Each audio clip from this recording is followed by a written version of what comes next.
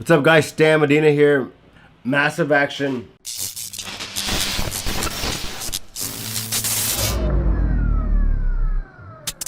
One of the questions was, can you make a video about estimate systems, office operations, and equipment? And so I'll go ahead and answer that question.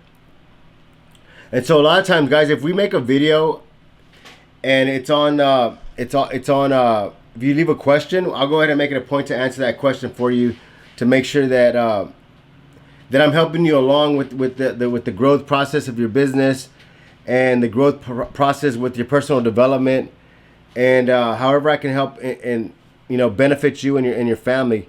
The reason why I like to share this stuff is, man, because I struggled for a long time trying to grow our business. How, different resources, different coaching, different books.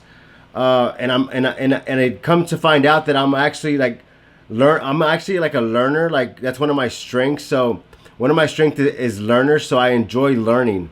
And I enjoy sharing the information that I learn. I also enjoy applying the information that I learn.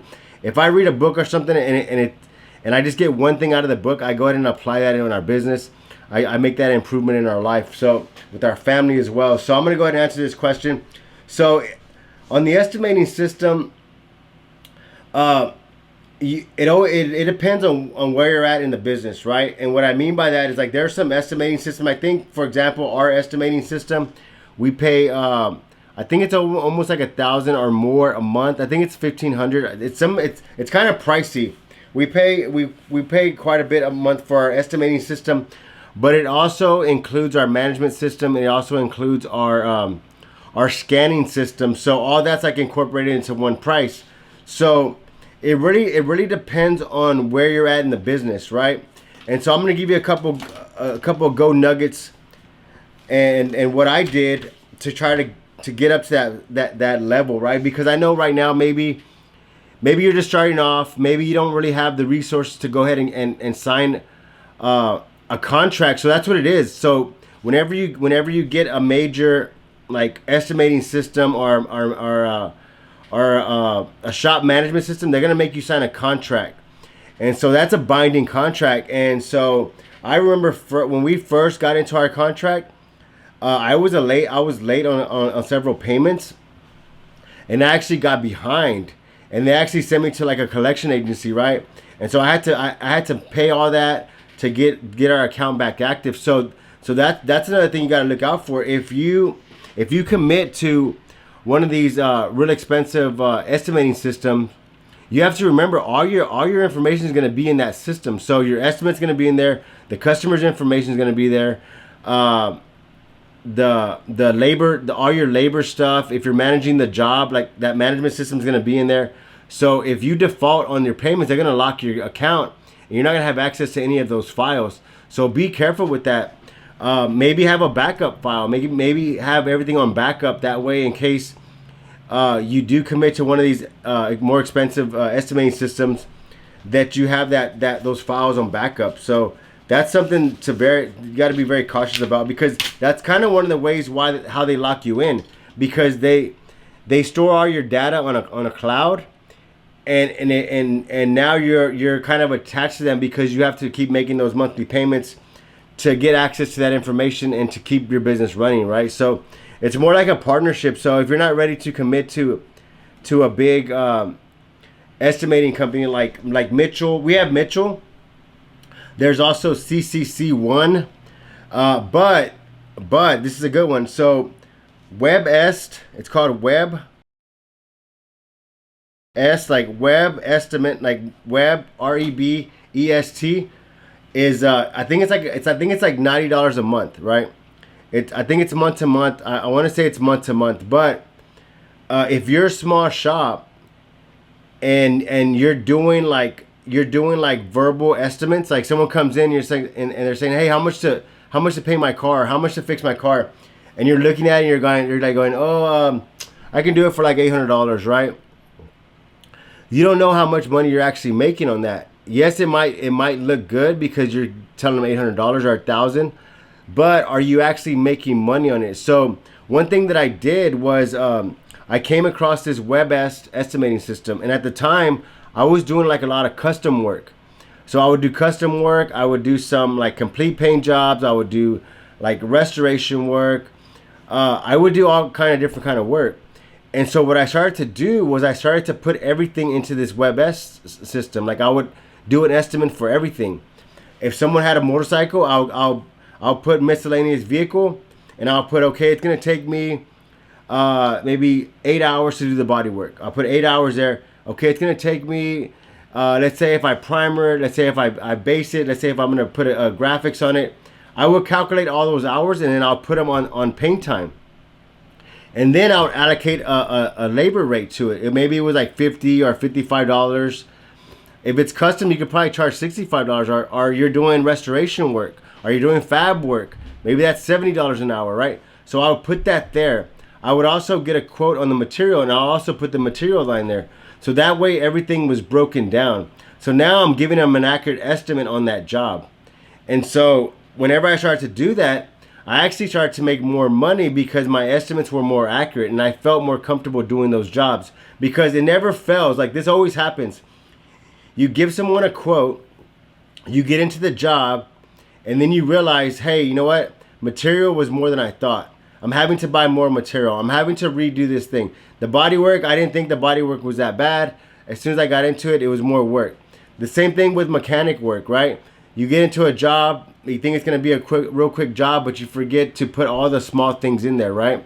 You forget to put your fluids. You forget to put maybe, for example, like if you're doing, if you're changing the front end out and you leak the radiator water everywhere, you need to buy some of that kitty litter to dry that up, right? Well, that costs money. So you want to try to incorporate all these costs in your estimate so they're accounted for. And so WEB EST is going to be probably the best thing if you're still working from home, or if you have a small shop and you're kind of wanting to get something on paper just to show your client, the customer, what the pricing is. And now you know how much money you're going to make from that job. And so it also opens up the opportunity to where if you wanted to hire someone to come in and do the body work, you actually know how much you can pay them because you did an accurate estimate, right? There's like, so many hours for body work and there's so many hours for paint. So now if you're not able to do the body work, you can call someone and say, hey man, I got this job. I got 8 hours on the estimate. Do you want to come in and knock it out? Okay. If you're paying them, $20 an hour, there you go, right? You know how much you're going to pay them, because we've ran into this problem a lot. There's a lot of guys that I'm help coaching run their business, like run their collision shop, run their auto shop, detail shop, a real estate company, right, as well. But they always run into the problem as like, hey man, I have guys that are helping me, but I'm paying them hourly. Like I'm just paying them hourly to come help me, and we never get the jobs done on time.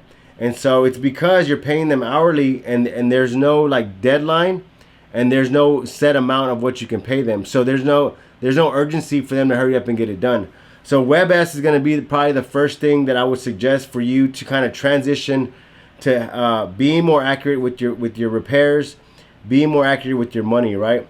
Next is like office operations, right? So the office operations this is going to be very important. So if I think this is going to be probably the most important thing out of all the videos that I've made, because when I first started out, I was bad at this, and office operation is going to be the key thing. The key thing, right? If you have a small shop and you're just getting started out, and you're a sole proprietor, everything's in your name. You want to make sure that you have an authorization form. You want to make sure that you have a legit authorization form, and you want to make sure that you sign it, and you want to make sure that they sign it. If anything, as long as they sign it, then they agree to what's going on with the vehicle, right? And so if you don't have access to an authorization, or you're like, man, Stan, I don't even know where to start with that, reach out to me, and I'll get you set up. What's the easiest way? Maybe like on Instagram at the Stan Medina. Reach out to me, send me a message on Instagram saying, hey, I saw your video on YouTube and I want to know more about the authorization, or just in the comments put authorization, and I'll give you a link to or you know what, if anything, I'm trying to think where we can. just try Instagram or this stanmedina.com. Reach out to me there. Figure out a way to reach out to me. You can figure. I'm on Instagram. I'm on Facebook. You can message me on YouTube, TikTok. Like, reach out to me, right? I'll tell you what. I'll even throw in my number, right? 361. Write this down. 361-549-3863. Send me a text. Says, hey man, what's up with the authorization form? Okay. And I'm gonna tell you why. It's because, look, I've seen this happen a lot, and a lot of people that I've helped, this happened to them. Someone will come in and says, "Hey man, I want to get my car fixed up. I want to get an engine done. I want to do this. I want to do interior. I want to." This even happens with contractors for houses, right? Hey man, I want to get I want you to do the work on my car. Got it, right? How much is it gonna be? It's gonna be $2,500. Boom. Okay. Okay, man. When can I drop it off? I'll give you $1,000 down. Go ahead and get started, right? Everybody's excited because the job's gonna get started. You're excited because you got a $2,500 job, maybe $3,000, maybe $10,000. Like, I got some big jobs back in the day, and so there was no authorization form. So now, let's say we go a month down the road, right? Say this guy doesn't have the money to pay you. Say you're finished with the job and he don't have the money to pay you. Hey man, I'm gonna be done with the car Friday. Can we go ahead and can you go ahead and pick it up Friday and go ahead and just pay me the balance that you owe me, right? Hey man, well, I don't have the money right now. It's not gonna be till next week. Or hey man, can I pick up the car and I can just pay you the rest in payments so it's not in your way? Or you know what, man? Maybe you're halfway through the job and they're like, hey man, you know what? I'm not gonna be able to pay you the rest of the money. I'm gonna go ahead and pick up my car and I need my money back. And you're like, hey man, I already did work on the car. How am I gonna give you the money back? Or maybe there was a delay or something. Maybe I don't know. Whatever the case. Maybe you got sick. Maybe your shop something happened to your shop. Maybe your equipment. Maybe something happened, right? And you weren't able to finish the car in time. Or maybe there's something going on. And so now they're telling you, hey, I want my money back. And you're like, hey, well, I can't give you your money back because we've already started the car. I've already put material in it. I already bought parts or whatever, right? Okay, all this confusion can be eliminated if you have an authorization form stating, hey, I'm starting the vehicle.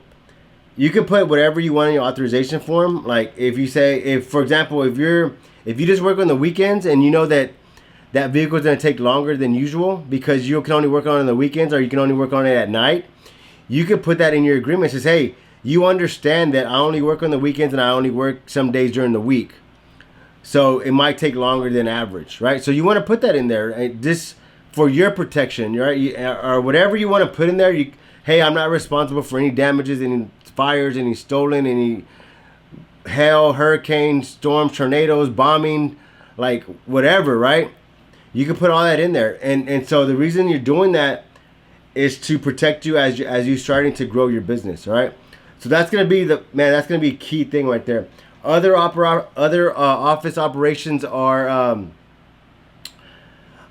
make sure that you have kind of a system. And when I say system, like a system and process, it seems overwhelming. It's like, man, like I don't want to do a system. I don't have time for systems. I don't have time to do that stuff. All you gotta do, man, basically is like take some time, get a piece of paper, and write. Okay, if someone calls you, start with calling. Maybe they call you, right? And they say, hey, I want to see when I can get an estimate, right?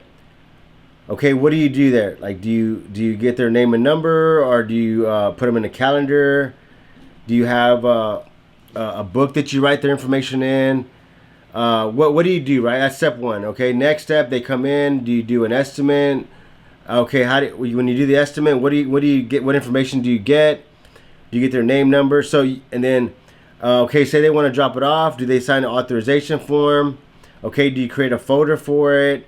Do you create a PO for it? Do you have to order parts?